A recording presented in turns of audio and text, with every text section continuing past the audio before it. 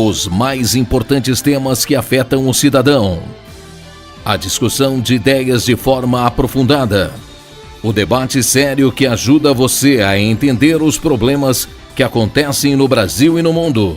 Há mais de 10 anos no ar, levando a informação até você. Ideias em Debate. Meus amigos, minhas amigas, Ideias em Debate no ar.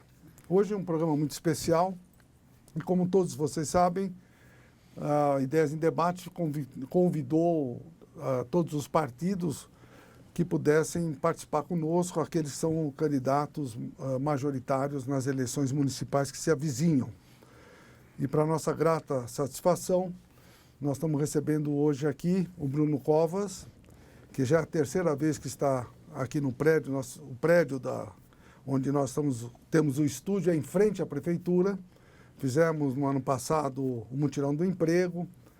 E, além disso, a UGT, dentro de São Paulo, tem vários sindicatos que têm uma ligação com a municipalidade muito grande, os próprios comerciários, o SEMACO, que o Moacir, o presidente, está aqui conosco, depois vamos focalizá-lo, que é a ACEI e Conservação, dos maiores do Brasil, motoristas de ônibus, motoboys, padarias, telefônicos, e todos esses sindicatos têm uma relação muito próxima, por vários motivos, com a prefeitura, e em vários momentos nós tivemos no gabinete da prefeitura aqui de São Paulo, pelas demandas das categorias que representamos, e sempre fomos muito bem recebidos.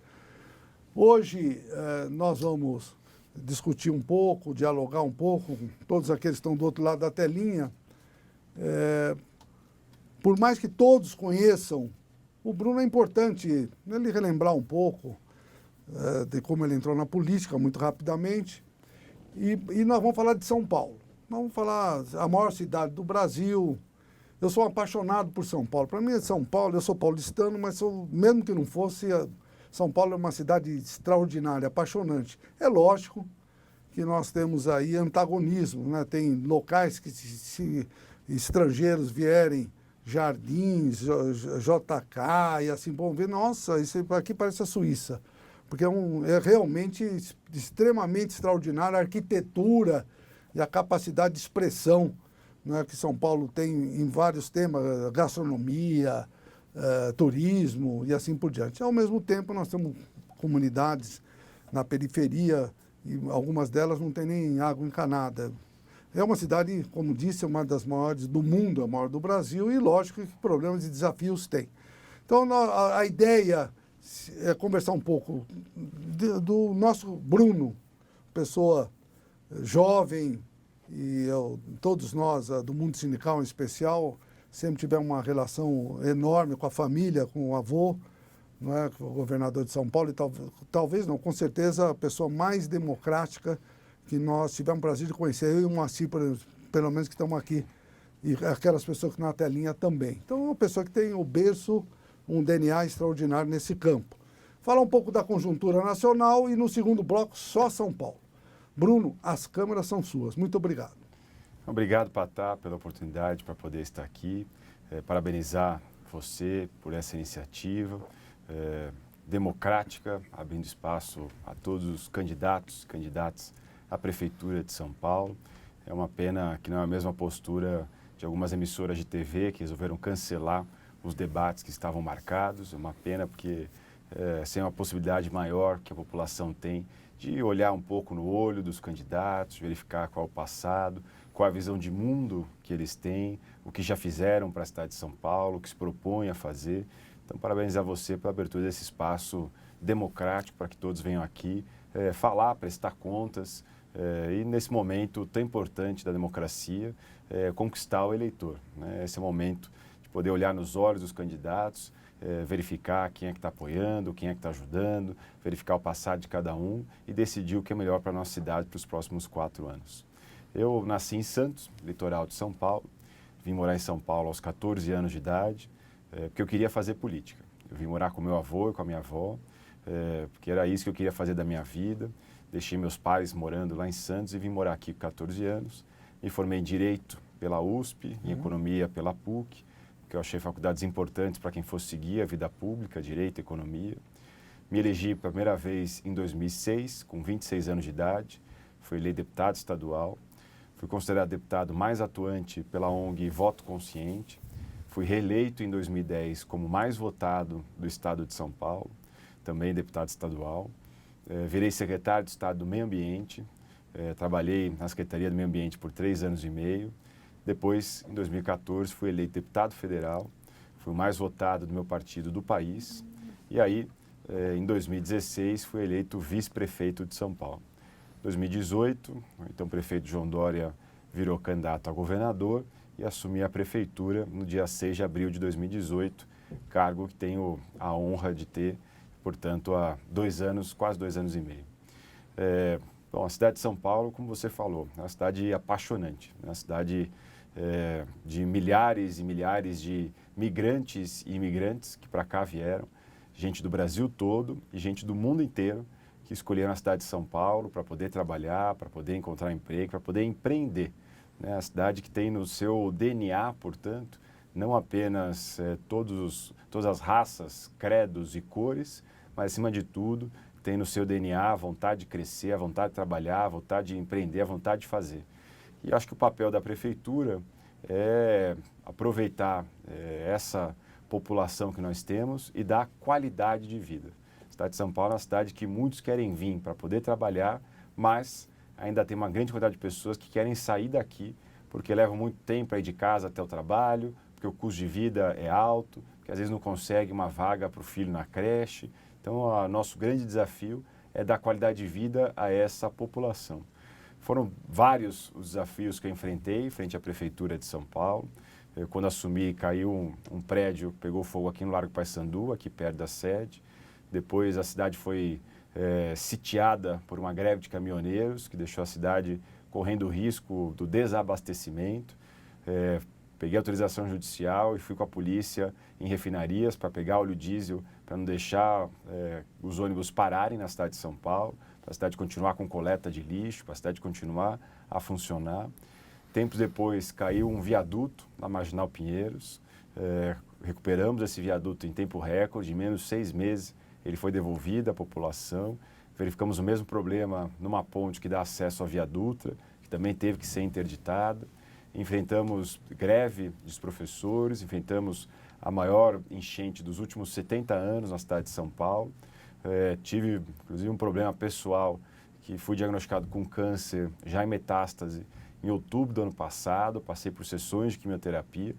E aí esse ano, que é inclusive um grande ano de entregas e realizações, inaugurações, a cidade virou o epicentro da maior crise sanitária dos últimos 100 anos, epicentro do Brasil e da América Latina.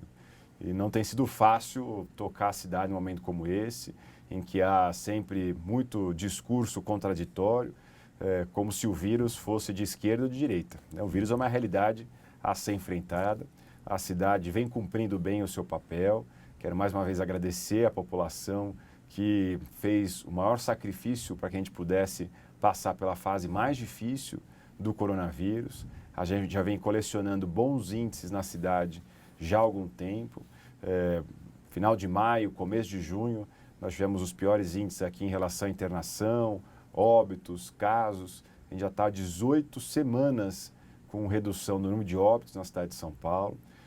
Notícia desses dias, das 4 capitais do Sudeste, só a cidade de São Paulo tem diminuindo a quantidade de óbitos, as outras 3 vêm aumentando ao longo dos últimos dias. Então, mais uma vez agradeço à população, mas ainda assim, apesar de todas essas dificuldades, a gente tem muita coisa para mostrar.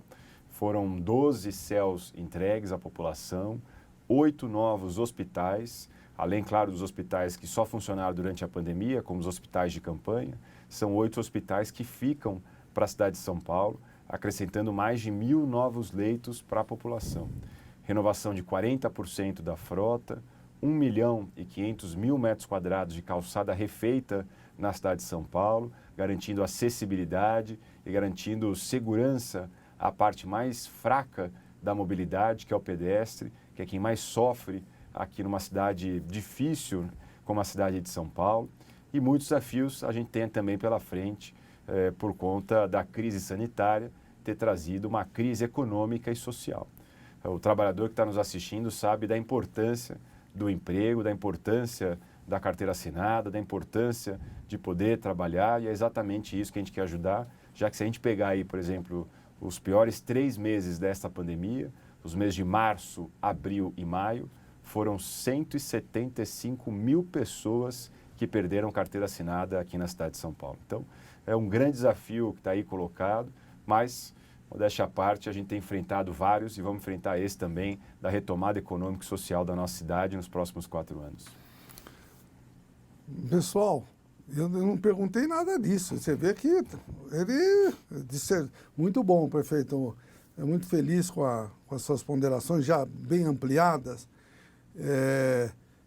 Não vai nem ter tempo, que eu queria falar um pouco da questão econômica nacional e a questão da falta da centralidade que, a meu ver, no governo federal causou uma série de situações e coube a São Paulo, ao Estado e alguns outros locais a cuidar de uma situação que teria, a meu ver, que ser uma questão federal. Nós vamos fazer um rápido intervalo e, na volta, nós vamos, na realidade, falar, por mais que todas essas questões já colocadas, nós falamos do emprego, falamos do que foi feito com calçamento, de várias questões que ocorreram, viaduto que caiu e outras situações que já foram colocadas pelo prefeito, mas nós estamos agora num outro momento. Nós estamos vivendo talvez uma tragédia, talvez não, uma tragédia nacional, municipal, estadual, mas nós temos o pós-pandemia. Nós temos aí a tecnologia, que uma série de questões da 4ª Revolução Industrial estão sendo instrumentalizadas agora. Então nós vamos falar logo em seguida quais as propostas para esse novo momento que nós vamos vivenciar. Logo, logo. Até já.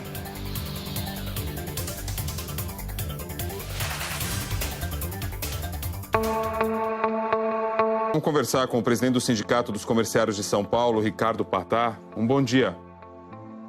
Bom dia, Rodrigo. É um prazer muito grande falar com você e com todos que estão nos vendo do outro lado da telinha. Vamos lá, o setor do comércio em São Paulo, ele renasce de que forma, hein? De que tamanho, com que marcas? Olha, nesses 78 dias que você comentou, com certeza muitas coisas, infelizmente, ocorreram. Muitas das empresas não vão abrir as suas portas. Infelizmente, mais de 60 mil comerciários perderam emprego nesse período. Então vai renascer de um formato bem diferente, com horários bastante limitados, mas com a possibilidade efetiva, se as regras forem obedecidas, de iniciar um processo de retomada da economia.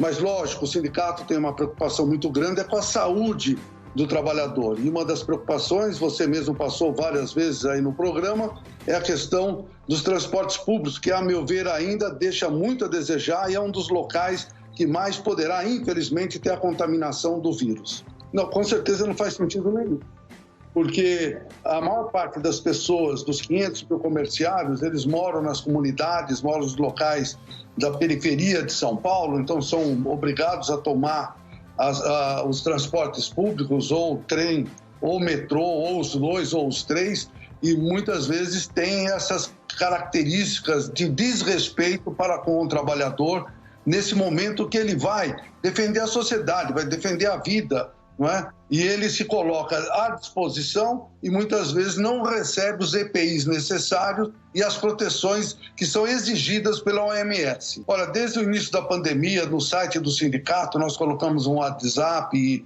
e-mails, fale com o presidente, e nós temos dado resposta, recebemos mais de 300, 400 por dia. Muitas reclamações, como foi dita por uma pessoa que foi entrevistada agora, que não sabe o que fazer por conta da diminuição do salário, ou a suspensão do contrato, ou outras questões da própria saúde, ou muitas mães, porque no comércio 55% são mulheres jovens e são mães, e as creches estão fechadas, as escolas também. O que fazer? Deixar com os pais, que é mais perigoso, segundo algumas orientações da OMS. Então, é uma equação muito complexa. De qualquer forma, o sindicato vai estar à disposição no sentido de ajudar a que as regras sejam cumpridas, porque parte das regras o próprio sindicato achou que são importantes, como o distanciamento, o álcool gel, a máscara, a testagem que, infelizmente, ainda não é obrigatória. A testagem, nós estamos tentando uma negociação coletiva para que todos os comerciários sejam obrigados a exigir o seu trabalho, que sejam testados, né? Então, várias questões são colocadas por nós. Se as regras forem obedecidas, com certeza absoluta, o mal será menor. Você tem razão, mas tem o seguinte aspecto. Muitas pessoas podem estar contaminadas e não sabem. O teste, na realidade, é mais de sentidos assintomáticos, né? Que com certeza poderá evitar futuras contaminações. Nós estamos negociando com a área patronal e tentando com algumas empresas que fornecem os testes para que a gente possa conseguir a preços razoáveis, porque numa quantidade muito grande diminui o valor.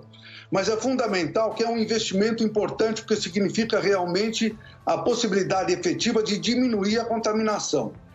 Essa testagem, ela tem um custo alto. A outra testagem é a temperatura. Isso nós estamos exigindo que todas as empresas, ao permitir a entrada do trabalhador ou do consumidor, seja no mínimo verificar a temperatura, que pelo menos um dos sintomas pode ser averiguado. Muito obrigado, viu, pela participação aqui, o Ricardo Patá, presidente do Sindicato dos Comerciários de São Paulo. Um bom retorno, uma boa retomada para todos aí, que possamos logo estar aí pleno trabalho. Bom dia. Obrigado, Rodrigo. Bom dia. Bom dia.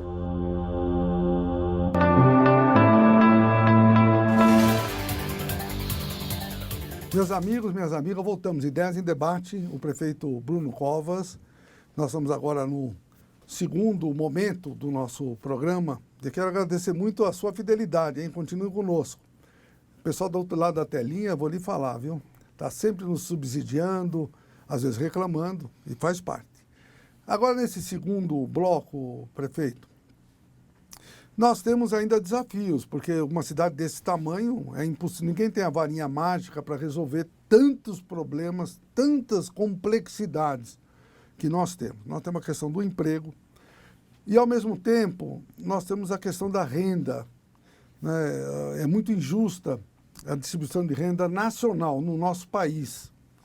6 pessoas têm nada contra a riqueza de ninguém, mas a fortuna deles é igual ao que 100 milhões de trabalhadores recebem. Ou seja, 100 milhões de pessoas estão no bolso de 6 cidadãos. Nada contra, mas de qualquer forma mostra uma situação. Em São Paulo isso é demonstrado também com muita clareza. Tem uma questão da mobilidade, que por mais que tenha os corredores, tem uma série de ações que foram desenvolvidas. Eu tenho visto, inclusive, que as ciclovias, muitas delas foram reformadas e hoje é um elemento importante, né, de mobilidade. Temos a questão da educação, ou seja, tem tantas questões, mas do ponto de vista, com a sua expertise, com a história que você nos contou em várias ações e atividades que participou, o que fazer e o que priorizar? Porque eu acho que é muito difícil, porque todo mundo quer resolver o seu problema. Prefeito, resolva isso, aquilo e tal. Mas quem resolve e tem esse poder, porque foi eleito para isso, é o prefeito. E ele que prioriza. Quais as prioridades, em especial nesses temas? Bom, é como pedir um pouco para o pai para dizer que filho que ele quer dar mais atenção, né? Ele tem que olhar para todo mundo como um todo, até porque os problemas estão interconectados. Quando você investe, por exemplo, em educação, você também está investindo em saúde preventiva, ou seja, você também tem reflexos em outras áreas. Mas eu acho que são 3 as grandes prioridades para o ano que vem. Desenvolvimento econômico, geração de emprego, educação e saúde, né? Acho que por conta dos reflexos da pandemia, esses são os 3 grandes desafios que nós teremos no ano que vem e que estão aí na agenda, independente do candidato ser de esquerda ou de direita, ele vai precisar enfrentar esses 3 grandes desafios na cidade de São Paulo. Na área do desenvolvimento econômico, nós já enviamos a proposta orçamentária de 2021 para a Câmara Municipal. O orçamento total da prefeitura vai diminuir, porque o orçamento previsto para esse ano acabou não se realizando por conta da pandemia, e a previsão para esse ano era de 69 bilhões e para o ano que vem é de 67 bilhões. Ainda assim, nesses 3 setores, educação, saúde e desenvolvimento econômico, nós vamos ter um orçamento maior do que esse de 2020. Só na área de desenvolvimento econômico e trabalho, um crescimento de 25%, saltando de 120 para 150 milhões de reais. Nessa área, desenvolvimento econômico e trabalho, são duas grandes atuações que a prefeitura precisa ter. É a área da inclusão e a área da competitividade. Na área da inclusão, com qualificação profissional, que sempre foi um trabalho da prefeitura e que precisa ser ampliado para que a gente possa ofertar não apenas vagas no mercado de trabalho, mas que as pessoas estejam preparadas para essas vagas. Não adianta só a gente conseguir essas vagas, preciso preparar em especial o pessoal da periferia, que tem ainda mais dificuldade do que o restante da população. E, claro, as frentes de trabalho, que vão ter que ser ampliadas no ano que vem, para que a gente possa dar um mínimo de tranquilidade aí durante aquele período de 6 meses que eles recebem bolsa, qualificação e conseguem, muitas vezes, depois serem encaminhados para o primeiro emprego. E na área da competitividade, melhorar os atrativos da cidade de São Paulo para que a cidade possa continuar a atrair empresas e possa continuar a gerar espaços de emprego e renda. A cidade de São Paulo não compete apenas com Guarulhos, Osasco, São Caetano ou Campinas.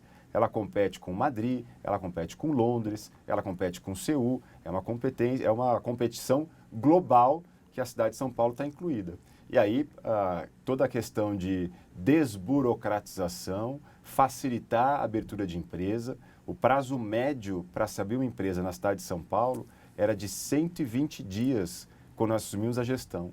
Hoje esse prazo é de 2 dias e meio. Então, forçando ainda mais para a gente chegar nas 48 horas, que é a nossa meta para a cidade de São Paulo para se abrir uma empresa. O prazo para obter um alvará era um prazo médio de 11 meses. Hoje esse prazo é de 4 meses. Ou seja, a gente está lutando para, com tecnologia, informação, cada vez mais reduzir burocracia na cidade de São Paulo. Facilitar a vida do empreendedor, incentivos fiscais, em especial na periferia, para que eles possam abrir vagas, inclusive reduzindo o tempo que a pessoa leva para ir de casa até o trabalho e focar no que é uma das vertentes importantes da cidade de São Paulo, que é a economia criativa.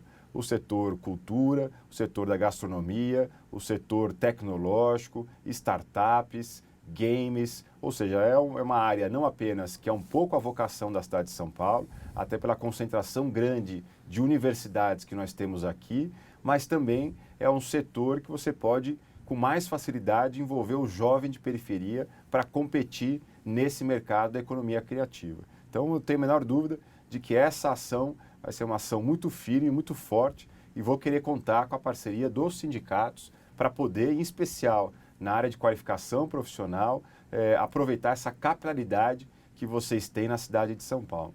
Na área da saúde, é garantir, né, a manutenção desses hospitais que são permanentes, para que eles continuem abertos e possam ser ainda ampliados. Nós abrimos o Hospital da Brasilândia, o Hospital de Parelheiros, o Hospital da Guarapiranga, o Hospital da Capela do Socorro, o Hospital do Santo Amaro, o Hospital Santa Dulce dos Pobres, na Bela Vista, região central de São Paulo, o Hospital Sorocabana e o Hospital Brigadeiro Luiz Antônio. Estamos ampliando a quantidade de UPAs na cidade de São Paulo. Eram 4 quando nós assumimos a gestão, já entregamos 10, já são, portanto, 14 UPAs na cidade de São Paulo. São mais 8 que ficam prontas até o fim deste ano, chegando a 22, e para a próxima gestão a gente quer mais 12 na cidade de São Paulo, chegando ao total de 34 UPAs aqui na cidade. E ter um grande programa para poder universalizar o atendimento à saúde bucal. A gente sabe que é um dos grandes desafios que nós temos da cidade de São Paulo, tem todas as UBSs, também o atendimento à saúde bucal aqui na cidade de São Paulo. E na área da educação, que é uma área que sofreu muito nesse ano por conta da pandemia, focando na capacitação dos professores. Nós inauguramos a primeira escola municipal de capacitação de professores. A gente não quer, na sala de aula, só o professor que passa em concurso. A gente também quer o professor que consiga ter didática para poder ensinar os nossos alunos. Então, agora ele passa pelo concurso, vai para a escola de formação e somente se ele é aprovado na escola de formação é que ele é contratado e vai para a sala de aula. A gente já tem um currículo da cidade de São Paulo, apostar em informatização, colocar nas 13 mil salas de aula, equipamento de banda larga e acesso à internet, e nós estamos comprando 465 mil tablets com chip de acesso à internet para que os alunos possam continuar a trabalhar dentro de casa e recuperar o tempo perdido. Com isso, nós vamos ter ensino em tempo integral, aproveitando o período que eles ficam dentro de casa para continuar a ter aula e recuperar o cronograma desse ano de 2020. Então, eu acho que essas 3 áreas, educação, saúde e geração de emprego e renda, são os 3 desafios que estão colocados aí na porta. É claro que não dá para esquecer de outros temas importantes aqui na cidade de São Paulo, como mobilidade, como a zeladoria, como a cultura, né? A gente tem inúmeros outros desafios aqui, mas acho que a pandemia trouxe esses 3 grandes desafios que o prefeito precisa estar preparado a partir de janeiro do ano que vem. Tem uma questão que eu até inclusive vi na notícia que você esteve com o representante das pessoas em situação de rua.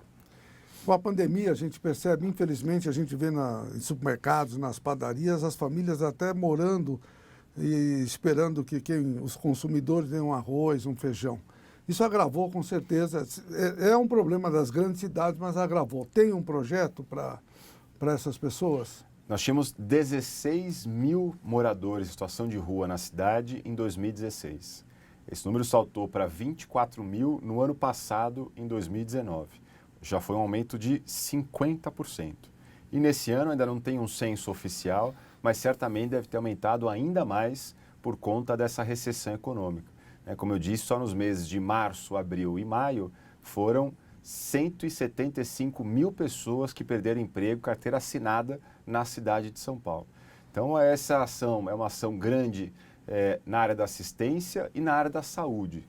Na área da saúde, nós dobramos os consultórios de rua para poder atender essa população, em especial que tem problemas de DST, tem problemas respiratórios, problemas específicos dessa população, e também transformamos o Hospital Santa Dulce dos Pobres num hospital referência para poder atender a população em situação de rua, que muitas vezes não consegue ser atendida nas nossas UBS, nas nossas AMAs, nas nossas UPAs, por falta de preparo e conhecimento técnico para lidar com as questões específicas dessa população. E já chegamos a 24 mil vagas nos nossos abrigos municipais só para a população em situação de rua. Abrimos vagas específicas para mulheres, lugares específicos para famílias, lugares específicos para eles irem com os cachorros, com canil, pets, lugar específico para eles levarem a carroça, que também é um instrumento de trabalho, local específico para morador em situação de rua idoso, porque nessa pandemia precisavam ficar em lugar ainda mais restrito, lugar específico para morador em situação de rua com deficiência física, e tivemos a inauguração do primeiro prédio, que é aqui na região central também, de locação social só para morador em situação de rua. Então é ampliar ainda mais esse atendimento para poder convencê-los a aceitar o abrigamento, e a grande porta de saída, é claro, é o trabalho, né? É continuar a apostar em qualificação profissional, ter vagas específicas para moradores em situação de rua, para ter uma porta de saída desse grande problema, desse caos social. Mas enquanto isso, ter essa ação na área da assistência e na área da saúde. Infelizmente o tempo terminou, tinha até outros temas, como a questão das drogas, mas aí eu sugiro para aquelas pessoas que estão nos vendo, vai ter o site e todas as possibilidades de acesso ao programa completo do prefeito Bruno Covas. Eu agradeço muito realmente a sua gentileza de estar aqui conosco no Ideias em Debate. Tenho certeza que todos aqueles que estão do outro lado da telinha ouviram com bastante atenção questões tão fundamentais para essa cidade apaixonante por todos nós. Eu agradeço mais uma vez, prefeito, eu agradeço a você, a sua fidelidade. Continue ligando no 2121-5972, visitando a nossa sede na Rua Formosa 99, no Vale Agabaú, e acessando nosso site www.comerciados.org.br. Até o próximo programa.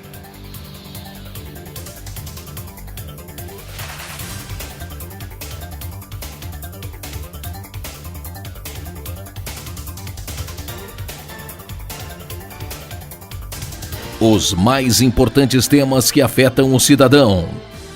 A discussão de ideias de forma aprofundada. O debate sério que ajuda você a entender os problemas que acontecem no Brasil e no mundo. Há mais de 10 anos no ar, levando a informação até você. Ideias em Debate.